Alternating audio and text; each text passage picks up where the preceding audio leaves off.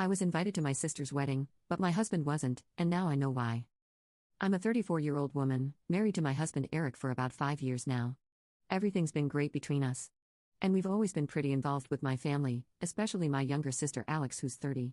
Alex recently got engaged to her fiancé Luke, and of course we were excited for them. I always thought Eric got along with my family well enough, nothing major that stood out. But then something happened that threw me for a loop, and I'm still trying to wrap my head around it.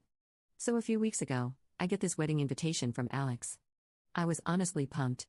I've been really looking forward to her wedding, celebrating with family, catching up with everyone, and just being there for her. The invitation was beautiful, like one of those fancy cards with gold trim. The kind that immediately makes you realize how formal the wedding is going to be. I opened it expecting to see both our names, but nope, it was just for me. That was odd. I double-checked. It wasn't a mistake, it wasn't a joint invite. Just my name, no mention of Eric. At first, I thought, maybe it's just a simple mistake, or maybe there was some sort of weird guest list issue. I didn't say anything to Eric right away because I didn't want to freak him out if it was just a mix-up.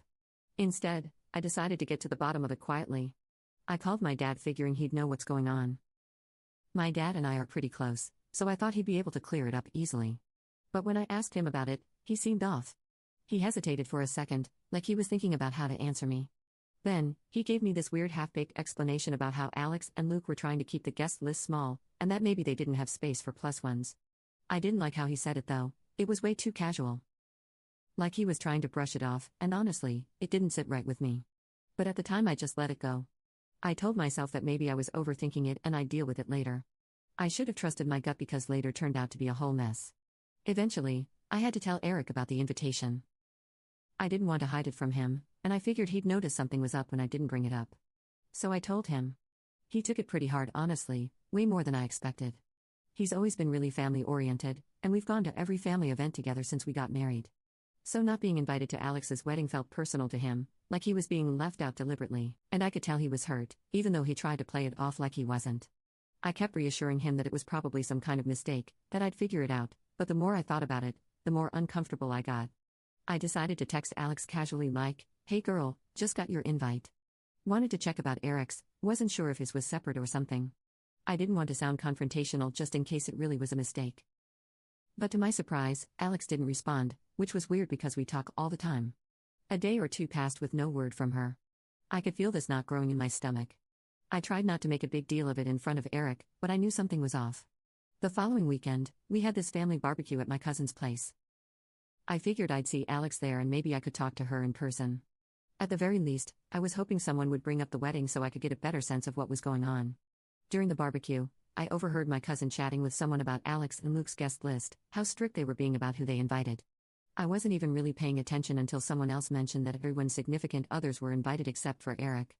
That's when I started to feel that gnawing feeling again. It wasn't just some mix-up, they had deliberately left him out. I decided right then that I needed to have a serious conversation with my parents. If they knew what was going on, they were either covering it up or didn't think it was important enough to address. So I pulled them aside later that day and asked them flat out why Eric wasn't invited. My mom tried to brush it off like it wasn't a big deal, but my dad was avoiding eye contact the whole time. He kept saying things like, "It's just one day, and we don't want any drama before the wedding." That was when I knew something more was going on, and they weren't telling me the full story. Later that night, Eric asked me point blank what was up with the wedding invite. I didn't have the heart to lie to him, so I told him what I had heard at the barbecue and how Alex still hadn't responded to me. He was upset, obviously. But more than that, he felt singled out, like he had done something to deserve being excluded. And honestly, I didn't have any answers for him. The more I thought about it, the more I started to feel like I was missing something big. Eric wondered if maybe it was because of a disagreement he had with my dad a while back, but that seemed so minor in comparison to what was happening now. None of it made sense. The whole thing was starting to wear on both of us, and I knew I had to confront Alex directly. It wasn't just about the wedding anymore. It was about something bigger, and I needed to know what was really going on before things got even worse. Update 1. I decided to stop waiting around and reached out to Alex directly. I texted her asking if we could meet up. I told her we needed to talk about the wedding and why Eric wasn't invited. After a few hours of no response, she finally got back to me and agreed to meet later in the week. She said she'd bring Luke along too, which I was fine with. I wanted to hear his side of things anyway.